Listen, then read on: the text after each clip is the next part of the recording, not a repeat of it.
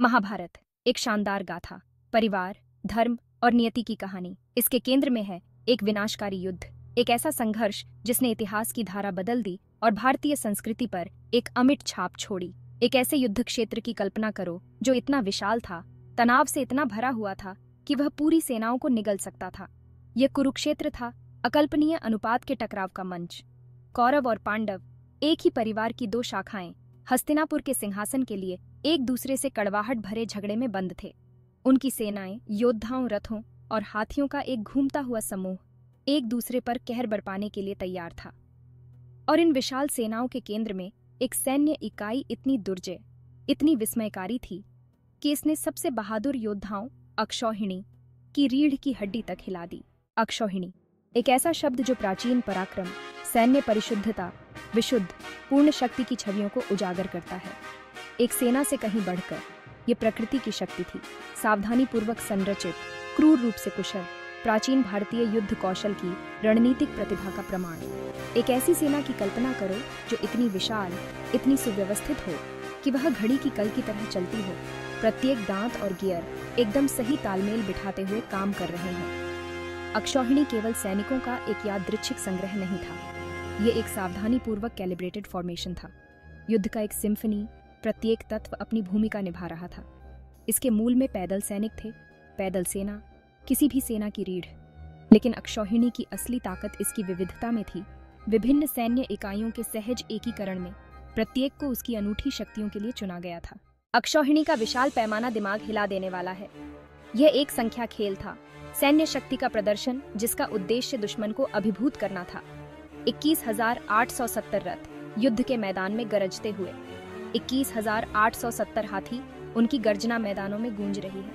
65,610 घोड़े, उनके सवार धनुष और बाण, भाले और तलवारों से लैस।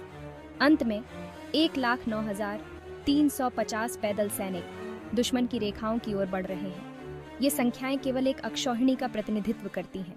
अक्षौहिणी की विशालता को सही मायने में समझने के लिए हमें पीछे हटना चाहिए और इसे संदर्भ में देखना चाहिए। एक आधुनिक महानगर जैसे लंदन या न्यूयॉर्क शहर की पूरी आबादी की कल्पना करो, जो एक एकल समेकित सैन्य बल में बदल गया है। यह मोटे तौर पर एक अकेले अक्षौहिणी का पैमाना है। अब ऐसे 18 शहरों की कल्पना करो, प्रत्येक एक अक्षौहिणी का प्रतिनिधित्व करता है, एक ही युद्ध के मैदान पर भिड़ रहा है। महाभारत हमें बताता है कि कुरुक्षेत्र युद्ध में 18 अक्षौहिणियों की तैनाती देखी गई, जो संघर्ष के पैमाने और क्रूरता का प्रमाण है। भाग 5। अग्रिम पंक्ति में हाथी युद्ध के प्राचीन टैंक। हाथी विशालकाय जानवर, ताकत और शक्ति के प्रतीक। प्राचीन दुनिया में वे युद्ध के अंतिम हथियार थे। सैकड़ों हाथियों के भार तले कांपती धरती की कल्पना करो। उनके दांत लोहे से मजबूत हुए हैं, उनके शरीर कवच से सजे हुए हैं, क्योंकि वे दुश्मन के गठन के दिल में चार्ज करते हैं। भाग 6। आग के रथ, गति और रणनीति का संयोजन। रथ तेज और घातक।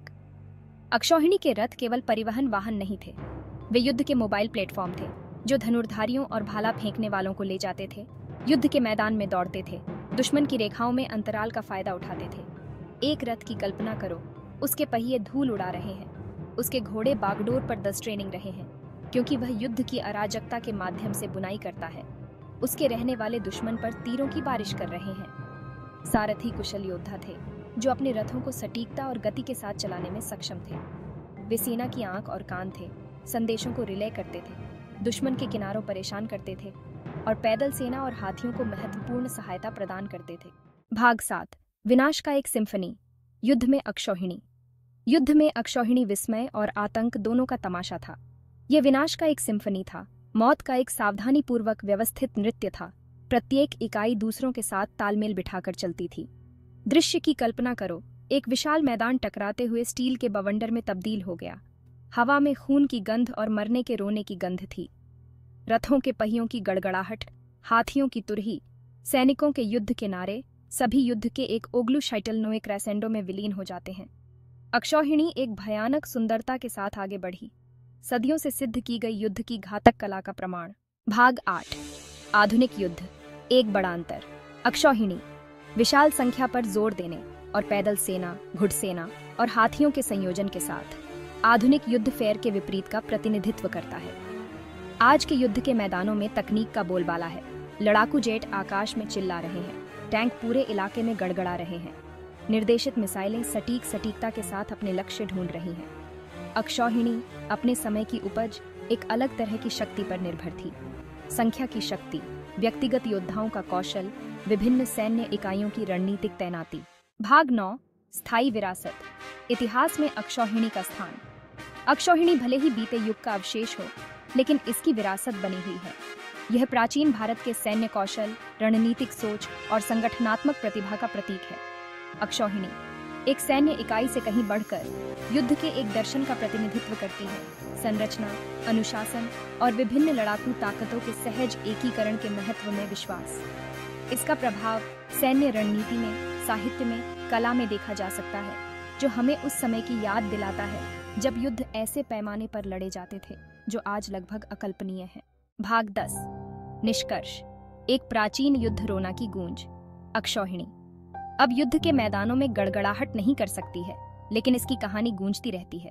यह मानव की सरलता की स्थायी शक्ति की याद दिलाता है, सृजन और विनाश दोनों की क्षमता जो हमारे भीतर रहती है।